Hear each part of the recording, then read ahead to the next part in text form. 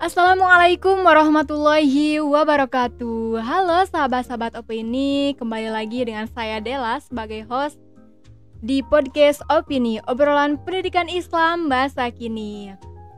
Baiklah, sekarang kita sudah bersama narasumber kita. Beliau merupakan mahasiswi dari kampus ternama kita, Stitnu Al-Farabi Pangandaran. Bersama Kak Halimah. Halo Kak Halimah. Halo Kak Dela. Kak Halimah gimana nih kabarnya?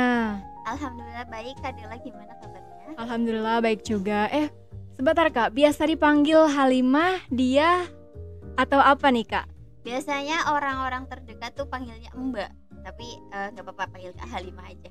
Oh, dipanggil Mbak karena Kak Halimah ini asalnya dari Jawa Tengah ya Kak, Iya, tepatnya di Tegal. Betul Nah, sekali, Kak. saya jadi penasaran nih Kak, kakak kan tinggal di Jawa Tengah nih Kak, dan kakak sekarang berkuliah di Stitnu Al-Farabi Pangandaran. Kenapa kakak memilih kuliah di Stitnu Kak, di daerah Pangandaran? Dan padahal kan ada gitu Kak perkuliahan di Jawa Tengah gitu Kak. Pas saya kuliah di Stitnu karena dari awal saya sudah mondok di Jamanis dan cukup strategis tempatnya karena dekat sekali dengan pesantren, karena dekat sekali dengan pondok saya. Dan ya karena tidak ada terpikir akan kuliah jauh ya Kak, karena memang Sudah terlanjur nyaman juga iya, ya Kak di daerah Pangandaran gitu ya. Jadi sudah kakak seperti iya. lingkungan sendiri, sudah seperti kota sendiri, jadi ya sudah di kuliah di sini Kak. Dan memang pengen kuliah di manajemen dan kebetulan di Stitnu ada begitu Kak. Nah, Kak Halimah ini kan kuliah sambil mondok ya. Itu udah berapa lama ya Kak mondoknya? Alhamdulillah tahun ini tahun ke-5. Masya Allah, udah lumayan lama sekali ya Iya, Kak. Selain menjalankan aktivitas di perkuliahan gitu kan, mengikuti kelas perkuliahan, Kak Halimah ini juga mengikuti beberapa organisasi di kampus ya Kak. Salah satunya Himpunan Mahasiswa Program Studi Manajemen Pendidikan Islam. Dan sekarang mau turun jabatan ya Kak. Dan saya dengar juga nih, Kakak itu direkrut menjadi anggota Senat Mahasiswa Stitnu Al-Farabi Pangandaran dan juga direkrut menjadi sekretarisnya Kak. Boleh Kakak ceritain Kak, bagaimana sih perasaan Kakak setelah direkrutan menjadi sekretaris SEMA Stitnu Al-Farabi Pangandaran?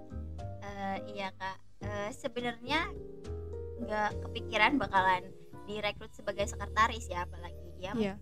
Tapi alhamdulillah diamanatin sama ketua SEMA-nya untuk jadi sekretaris untuk mendampingi ke depan, 1 tahun ke depan. Dan cukup berat sih Kak, karena mungkin belum bisa terlalu manage waktu karena kuliah, terus di pesantren juga kayak gitu, terus jadi sekretaris juga. Tapi ya insya Allah saya berusaha semaksimal mungkin biar bisa selalu konsisten untuk kedepannya kayak gitu.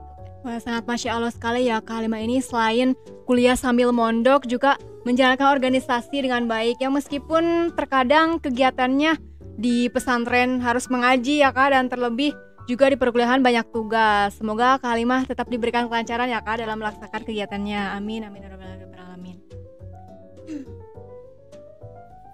Nah Kak, di balik tugas yang Kakak kerjakan nih Kak, pasti Kakak pernah menulis jurnal atau artikel ya Kak. Dan salah satunya saya tahu nih Kak, karya tulis Kak Halimah yang berjudul Strategi Pengajaran Inovatif Memberdayakan Pendidik dan Meningkatkan Pembelajaran Siswa. Nah, boleh Kakak jelasin nih Kak, kenapa sih Kakak membuat artikel dengan judul tersebut Kak? Ya Kak Dela, sebenarnya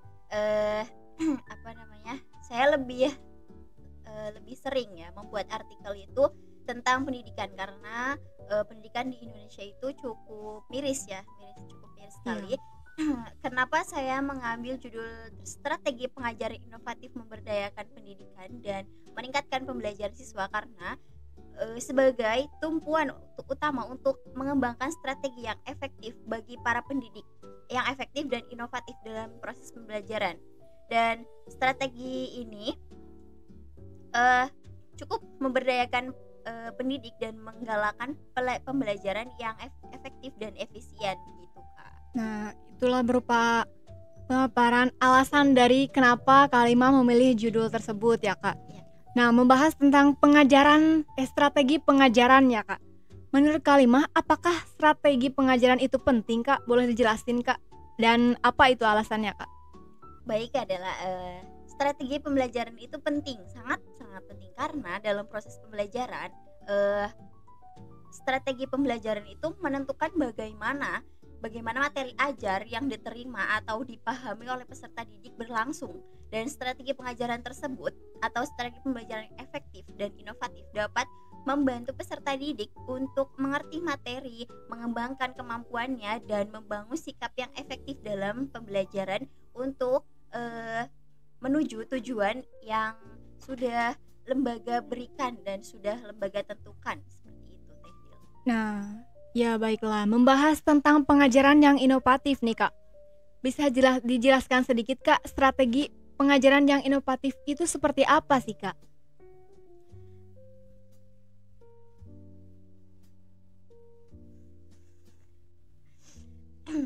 Ya Teh Dila, strategi pembelajaran yang inovatif adalah praktik yang mencakup berbagai teknik dan metode pembelajaran yang berbeda-beda, yang mencakup berbagai aspek dari pembelajaran, termasuk pengembangan dan pengembangan kreativitas setiap siswa, kemudian kemampuan berpikir dan peningkatan motivasi belajar bagi para siswa. Itu merupakan strategi yang inovatif untuk menuju tujuan lembaga yang berdikari, seperti itu.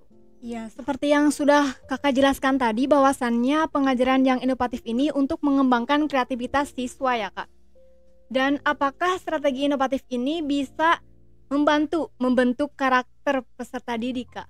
Inovatif ini terdapat beberapa teknik dan metode pembelajaran untuk membentuk karakter peserta didik yang berbeda-beda, karena kan setiap peserta didik kan berbeda-beda ya Kak Dela. Jadi strategi pembelajaran itu harus berbeda-beda pula untuk memahami setiap karakter peserta didik, seperti itu.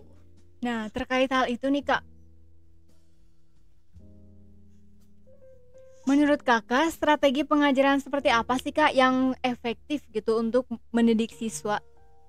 Yang efektif untuk mendidik siswa diantaranya dapat seperti membuat pekerjaan rumah atau PR ya, karena memperbolehkan mengerjakan tugas-tugas atau aktivitas pembelajaran di rumah itu dapat mengembangkan kemampuan belajar bagi siswa juga Kak, seperti itu. Dan yang kedua seperti kerja kelompok, itu dapat mendorong siswa untuk berpikir bersama, solidaritas, terus kemampuan komunikasi dan kolaborasi sesama siswa yang lain juga dapat berkembang kayak gitu. Nah, terus kemudian ada diskusi Kak. Diskusi ini juga dapat membantu siswa untuk memahami materi yang lebih baik dan membentuk kemampuan berpikir. Diskusi tersebut itu bisa bersama siswa yang lain atau bisa bersama gurunya, kayak seperti itu. Mungkin seperti itu saja Kak. Menjadi bertukar pikiran sehingga banyaknya ilmu-ilmu yang didapat juga ya Kak dari sesama temannya. Nah, apakah dengan adanya strategi yang inovatif dalam pengajaran bisa meningkatkan kualitas pendidikan Kak, terutama dalam pembelajaran siswa? Ya Kak, strategi dapat meningkatkan kualitas pendidikan terutama dalam pembelajaran siswa. Ya, strategi pembelajaran inovatif ini dapat mendorong guru untuk menggunakan berbagai teknik dan metode yang berbeda-beda dan dapat juga meningkatkan kualitas pembelajaran siswa karena akan membentuk kepribadian siswa, membentuk kemampuan berpikir setiap peserta didik, membentuk kemampuan komunikasi setiap peserta didik, dan juga membentuk kemampuan berpikir kritis bagi setiap peserta didik, seperti itu Kak. Nah, saya melihat nih Kak, dalam tulisan Kakak saya membaca ada yang namanya pengembangan keprofesian berkelanjutan guru Kak. Nah, hubungan antara strategi inovatif dengan pengembangan keprofesian berkelanjutan ini apa sih Kak? Bisa tolong jelaskan sedikit?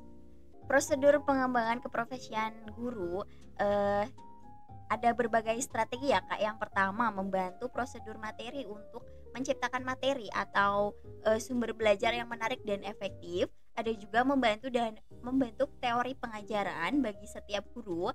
Yang ketiga ada membantu membangun hubungan belajar mengajar antara guru dan siswa agar menjadi lebih efektif. Dan yang keempat ada membantu peranan guru dalam proses interaksi belajar mengajar sebagai fasilitator, pembimbing atau motivator bagi siswanya. Seperti itu Kak. Nah, kalau boleh tahu sikap atau karakteristik guru yang profesional itu seperti apa ya Kak? Ya, karakteristik guru yang profesional adalah menyenangi profesinya atau menjiwai profesinya sendiri ya Kak. Jadi berdasarkan setiap pendidik itu menguasai profesinya berdasarkan bidang ilmu pengetahuannya, memiliki kemampuan berkomunikasi secara efektif dan berpegang teguh pada etika yang berlaku. Seperti itu Kak. Nah, baiklah itulah pemaparan dari Kak Halimah ya Kak tentang pengajaran yang inovatif. Dengan memberdayakan para pendidik melalui strategi yang inovatif, kita dapat meningkatkan pengalaman belajar siswa dan mencapai hasil pembelajaran yang lebih baik. Terima kasih Kak Halimah sudah menyempatkan waktunya untuk hadir pada podcast kali ini. Sama-sama, Semoga ilmunya bermanfaat untuk kita semua ya Kak. Amin amin ya rabbal alamin. Baiklah sahabat Opini, terima kasih yang sudah setia menonton podcast pada kali ini. Tetap pantengin terus channel YouTube Stitnu Al-Farabi Pangandaran. Saya Dela Zahra pamit undur diri. Wassalamualaikum warahmatullahi wabarakatuh.